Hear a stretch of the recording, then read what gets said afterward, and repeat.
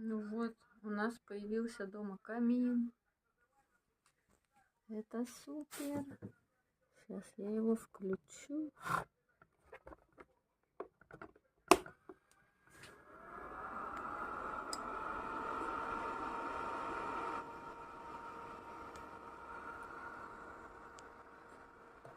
Правда, камин маленький.